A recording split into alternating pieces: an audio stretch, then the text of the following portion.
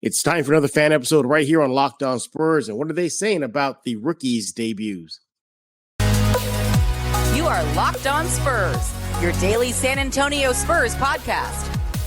Part of the Locked On Podcast Network, your team every day.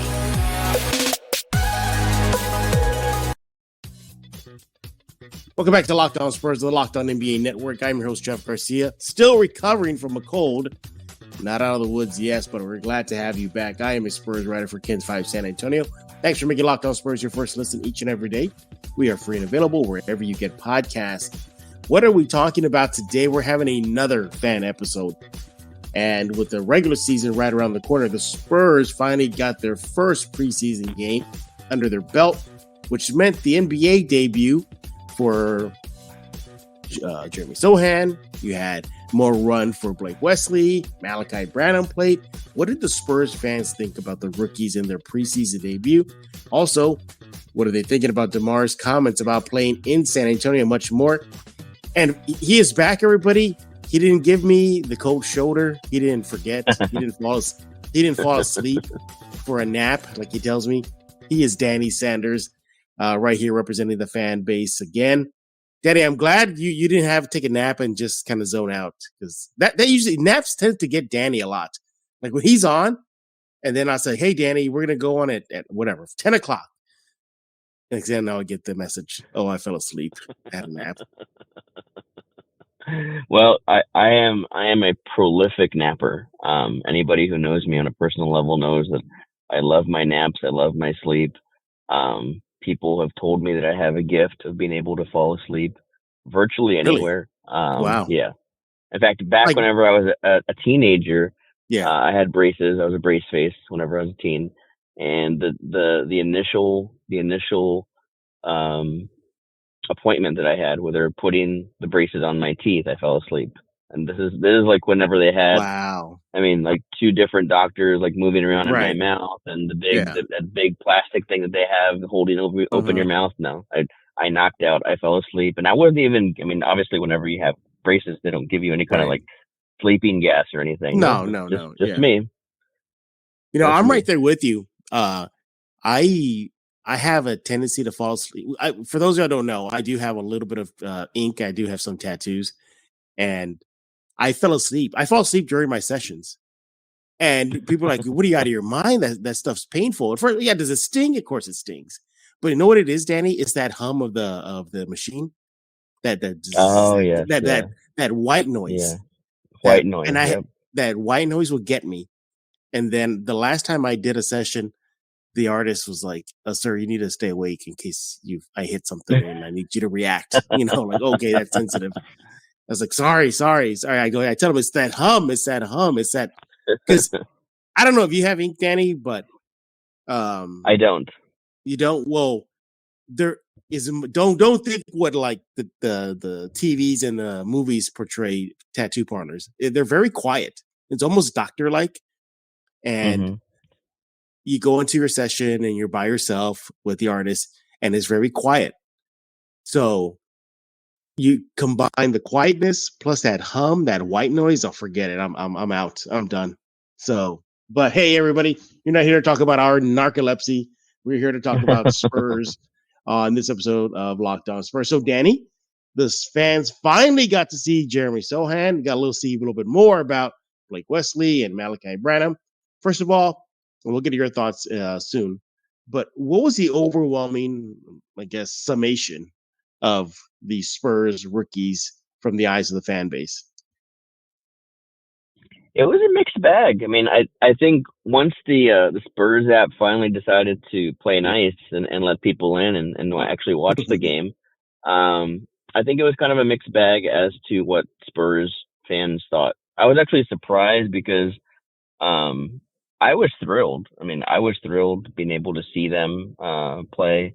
I don't know, like I've always been, for as long as I can remember, I always enjoy watching the new guys come in and try to pick up the system and play and see what attributes they have. And it always excited me. Like, I mean, like I said, I mean, this is literally going back all the way to like freaking like Dwayne Shinsis, Greg Sutton, those guys, Chris Whitney. Sean Higgins back in the day.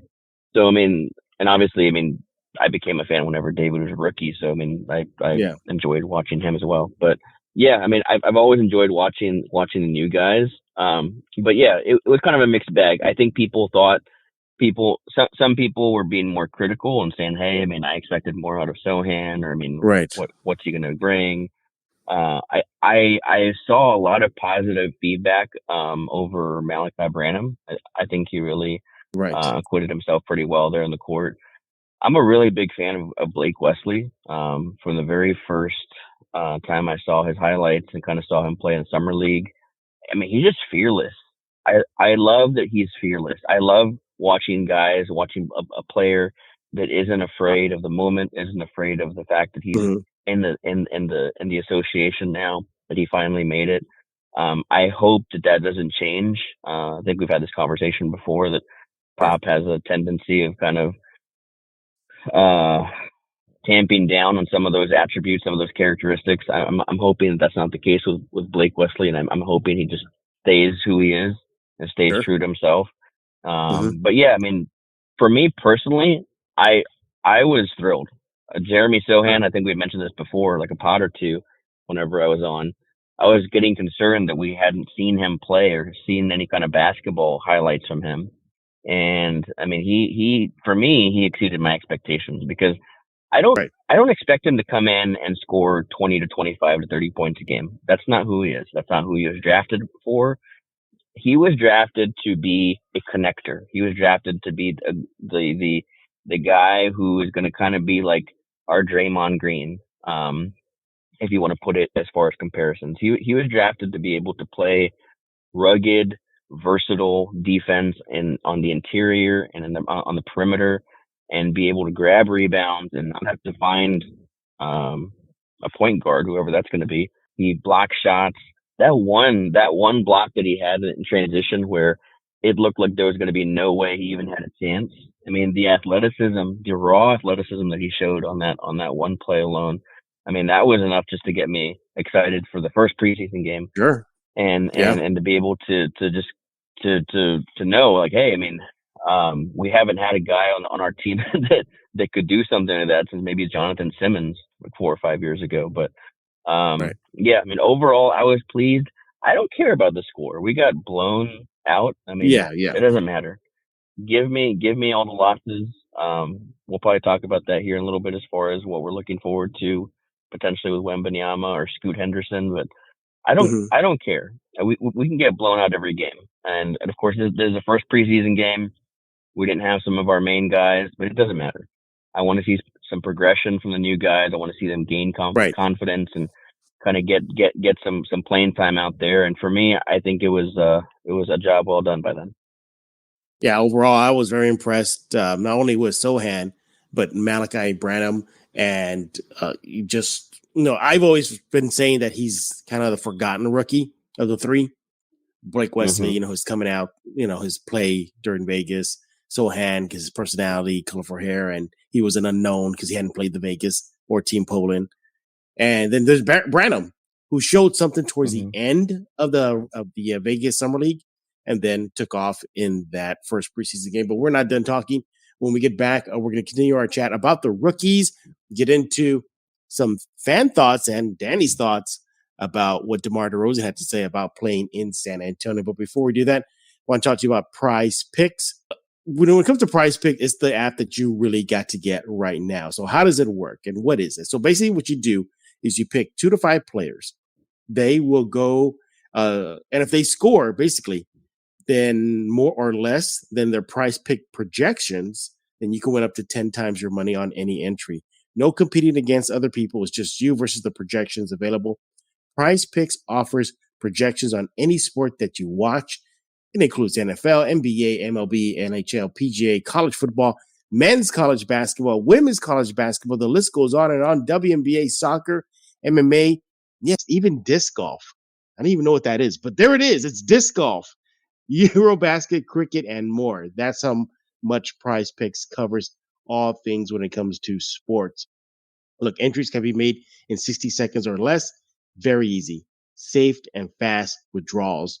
currently operational in over 30 states and in Canada. So what you want to do is download the Prize Picks app right now, or simply just go to prizepicks.com, sign up, and play daily fantasy sports. First time you're just going to get a 100% instant deposit match up to $100 with promo code Locked On. If you deposit $100, Prize Picks will give you $100. You deposit $50, Prize Picks will give you $50. That easy. Don't forget to enter that promo code Locked On at sign up for an instant deposit matching up to $100. We're back right here on Locked On Spurs on a fan episode, and we have Danny Sanders back. He did not fall asleep during the break. He's awake and ready to go. No, I dig that you have that thing about you, Danny. You can just fall asleep like anywhere. But what about noise? Well, what if it's just a noisy spot?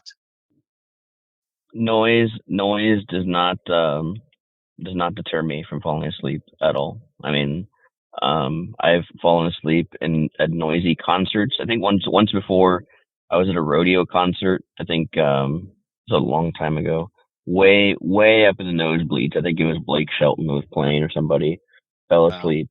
Yeah, I mean it does not deter me. Whenever the spirit moves, I fall asleep. Well, let's talk about spirits moving, and that is the rookie spirit that is on this young rookie squad. Basically, I mean, you have the veterans, quote unquote, of the team been saying like, "Yeah, we're vets, and we're not even 25 yet." I mean, that's how young this team is. But I want to touch about Branham real fast. Why do I feel like he could be the surprise of the three? Like as far as just that instant offense, what Lonnie Walker maybe should have been. I think you feel that way because out of the three, he's probably the most polished basketball player. Like whenever we think about a basketball player, right, and we think about somebody that moves like a basketball player, that's fluid, that's athletic, that he has good shooting mechanics. That I mean, he walks in the gym and he looks like he plays the game of basketball. And out of all three of them, that's Malakai Branham. I think that he's kind of the forgotten rookie because of his personality, and he's kind of low key. He's not really out there. He's very mild mannered. I think to me, like, I mean, just, and even looking at his social media and some of his posts and some of the things he's done in the past, there's not really any flash to him in terms of like, he's not braggadocious. He's not really just, he's not out there. Right. I mean, kind of like what you said a few moments ago. I mean, with Sochan, I mean, we know he's out there because I mean, we see his sherbert colored hair come in through the door. Yeah.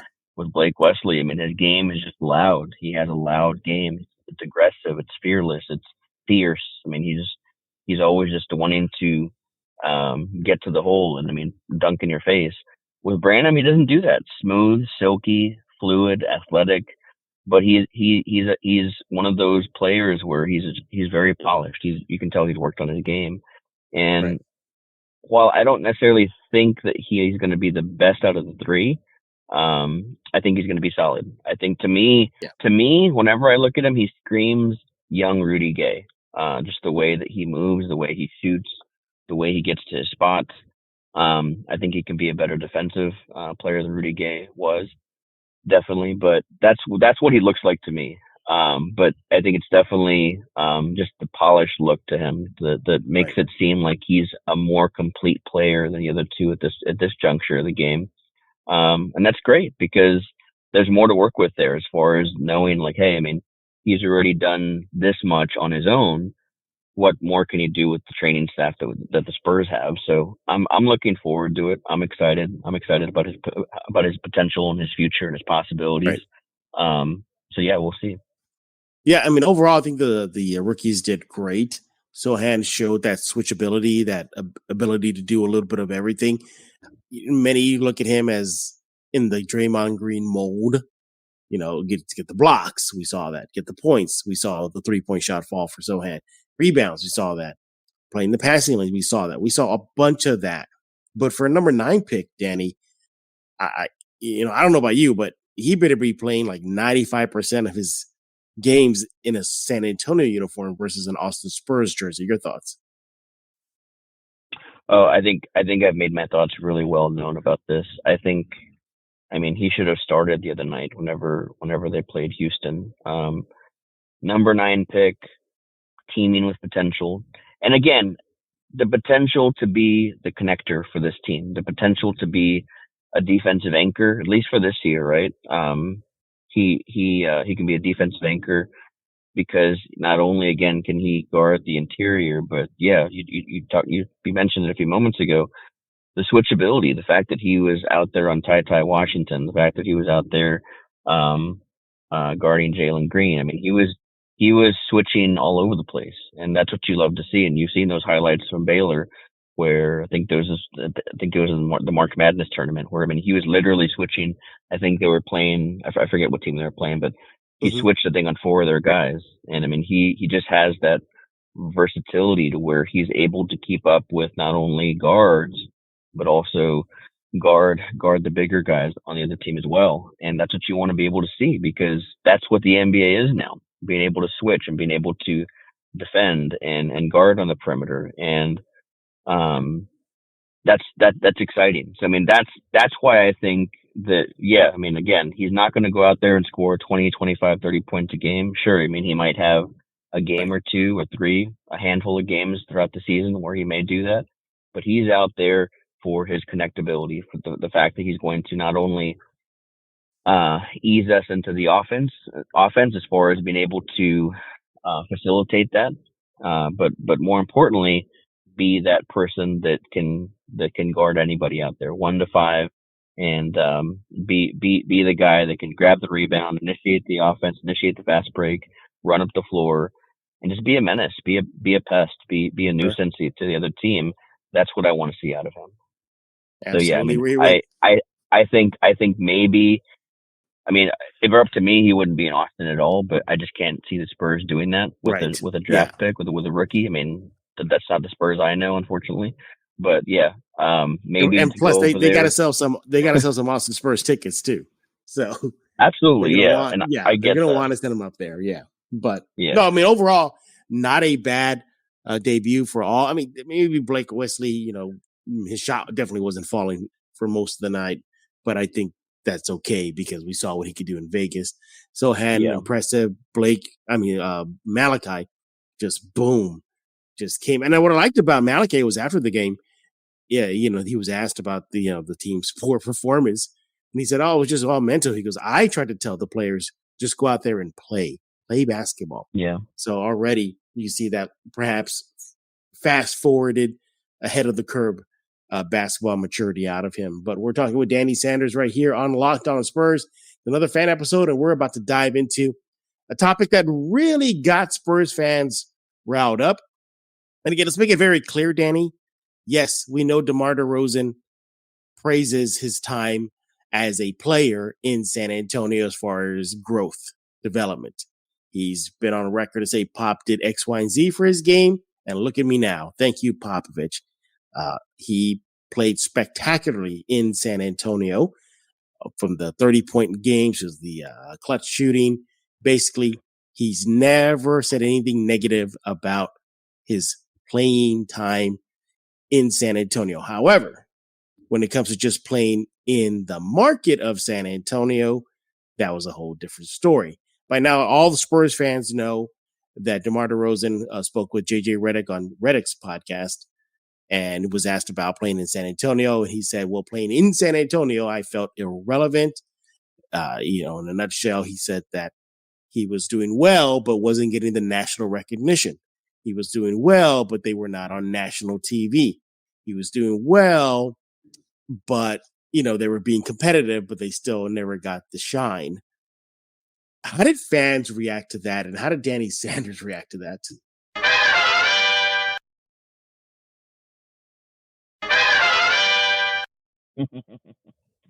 Well, I think we saw how fans reacted. I mean, Spurs Twitter is funny that way. I mean, there's always these factions, right? There's 2 main factions. It's one on one hand you have the group that's pro Spurs and anything Spurs can do no wrong. The fact that any fan would criticize the Spurs organization or its coaching or scouting or whatever is ludicrous because they know better than we do. I mean, all that. And sure, I mean, I'm not going to argue that as far as they're there every day. They're the professionals. They're the ones making the adjustments and the changes and everything. So they're naturally going to know more than we do. Then there's the other side that I can kind of tend to be in, which is the side where it's like, hey, you question everything, right? I mean, you question everything. You question the fact as to why this isn't being done and why this is being done now. And it's the fact that sees the Spurs as not infallible and not prone to be able to make mistakes. And so yeah, I mean, when something like that comes out the other day with DeMar DeRozan, you right away have the fans that were very loyal and very much a fan of DeMar. And you know what? I mean, he's a great guy, right? I mean, we all love and appreciate him for who he was while he was here. Consummate professional. I think he really grew up here in terms of growing not only his game but on a personal level. I think he's talked several times about the fact that he really bonded with Pop, and of course, unfortunately, he lost his dad while he was here. So I mean, he went through that. So that kind of plays a role in how you perceive your time here. But I think the comments, they knowing DeMar, right, just how he's been as far as an advocate of mental health and how he's kind of just spoke out against that and spoke about how his own personal journey has kind of brought him through discovering how he's had mental health issues throughout the years, and knowing how candid he's been, it doesn't surprise me he said that, and it really doesn't surprise me either how he said it, because knowing him through the media, I mean, a lot of these guys, they don't necessarily think too clearly in terms of how things come out or how they're going to be perceived, which is fine because it makes for great water cooler discussion, right? And we still have water coolers. It makes for great water cooler discussion because now we're able to talk about it and say, hey, what did he mean by that? Was that a slight towards San Antonio? Was that a slight towards us, or was it something bigger? I don't think it was a slight towards San Antonio. I think right away what happens is some people here get easily offended, easily insulted, easily aggrieved because they think, hey, I mean, he's downing San Antonio. He's downing our city, he's downing our home. I don't think he's doing that. I think what he meant by that was, hey, I mean, he's coming from an international city like Toronto, and while Toronto never won anything, he was known. I mean, obviously he was known for always losing to LeBron, but I mean, at least he was known. I mean, he had some cachet around the league and social circles and through different outreaches that he was doing. I mean, he was visible. He was seen. Okay. He comes here, and obviously he didn't want to come here. He didn't want to leave Toronto. The circumstances under which he came here weren't necessarily desirable because obviously the Kawhi trade and just our own opinions and feelings about that as far as Spurs fans. I mean, we weren't going to accept anybody in exchange for Kawhi unless it was going to be Giannis or someone like that, someone of his ilk. But we get DeMar DeRozan, who has limits to his game. He was never going to be the best player on this team that was going to lead us to a championship. He was never going to be that. He definitely had warts, but he definitely had some positives, and he definitely grew. Like I said, right. His game improved while he was here, and I think he's even said that. But I think it goes to a bigger issue that I'm kind of glad you brought this up because it's something that I wanted to discuss. It's the way the Spurs are, right? I mean, I saw this argument last week. A couple of people were talking about this. And again, it's those two factions. It's the way that people perceive this organization, and it's the way that people believe this organization has kind of run over the last 20 or 30 years. For the last 20 or 30 years, save and except maybe for the last 2 years, maybe getting better. But before then, this organization was not media friendly. They didn't care what the media thought about them. They didn't really want to allow access to the media. They did the media days, like the actual media day before the season began, and any kind of media availability for the playoffs because they had to. But I think if you kind of go back and see, bare minimum things. In fact, there were times I think during the playoffs and finals where they kind of violated some of the media rules and they got fined for it.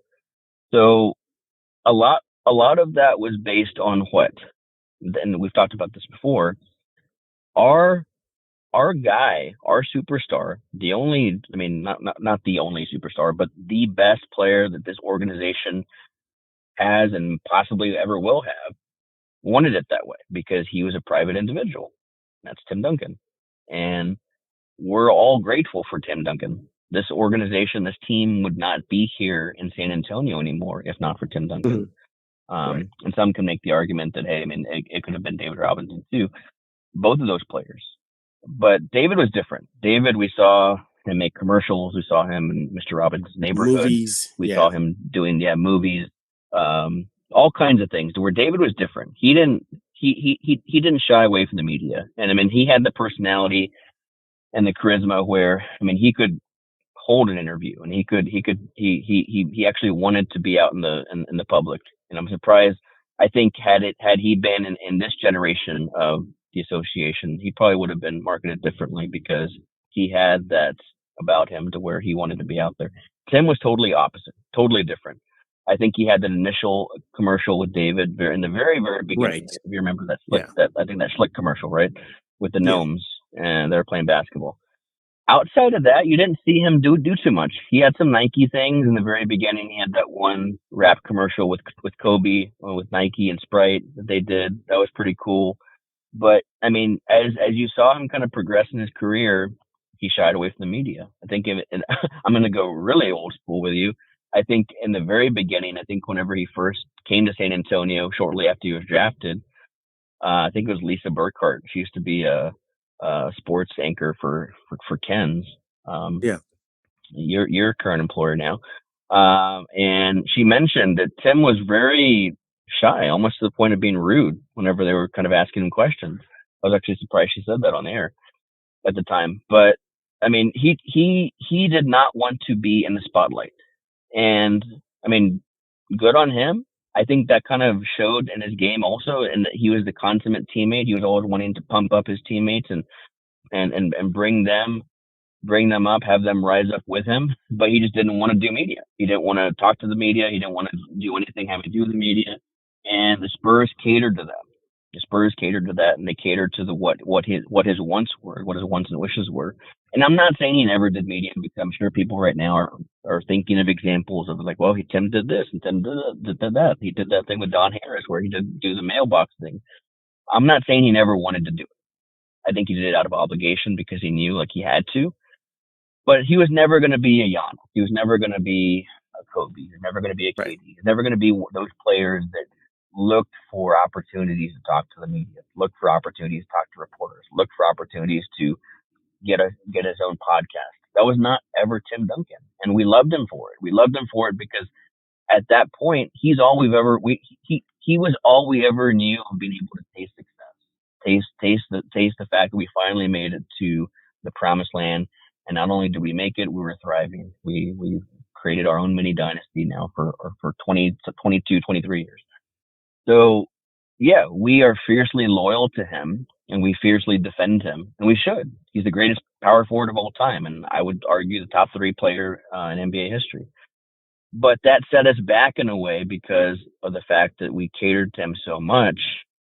I mean, Spurs fans know whenever we had anybody come in as far as a free agent or otherwise, they stepped in line with what Tim did, because Tim was the one who was our North Star, and he was the one who led us and who guided us.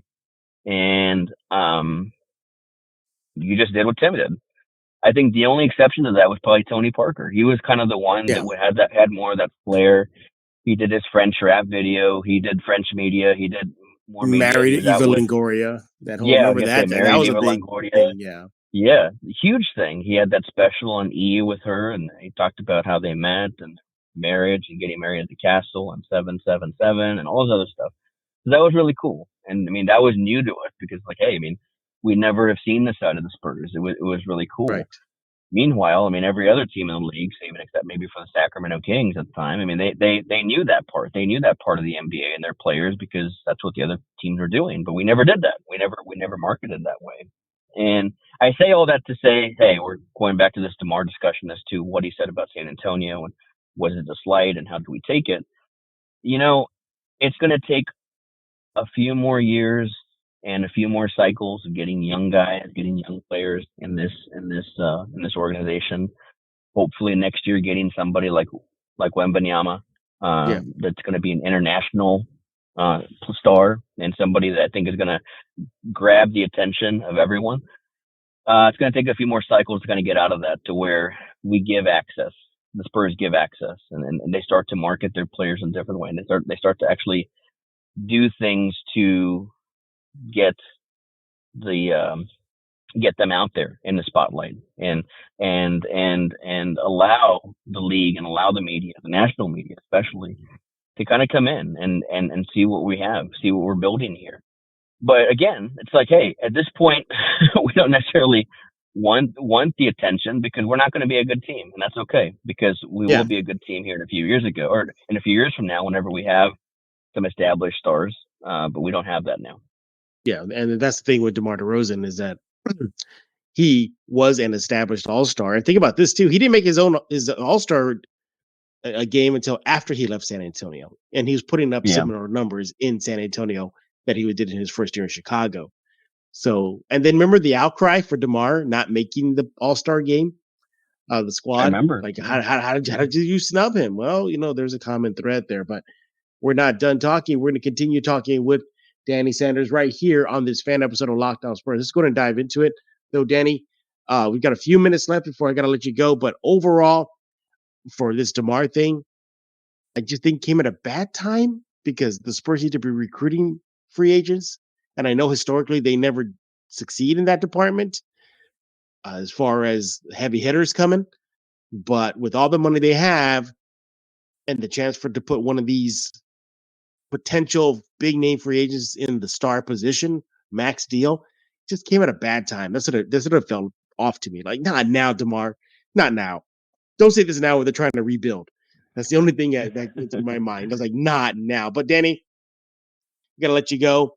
But overall, fans are excited for the new season as far as just rebuilding. And I think I would guess everybody's kind of on board. They see the writing on the wall that it's going to be a long season. And I know there's factions among the Spurs fans, but it seems to me all of them are seeing that it is what it is. It's going to be a rebuild.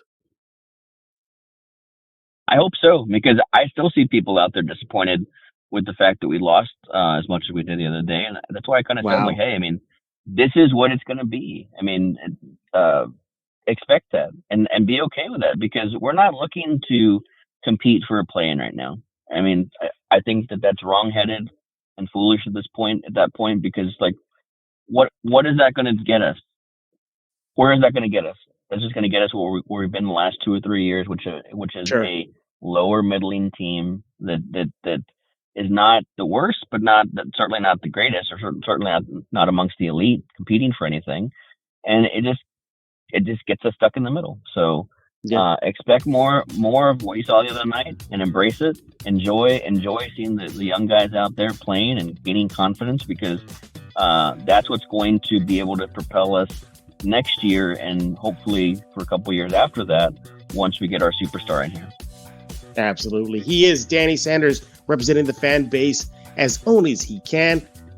Very fair, very impartial, and very professional. Danny, I see sometimes you get some heat on social media.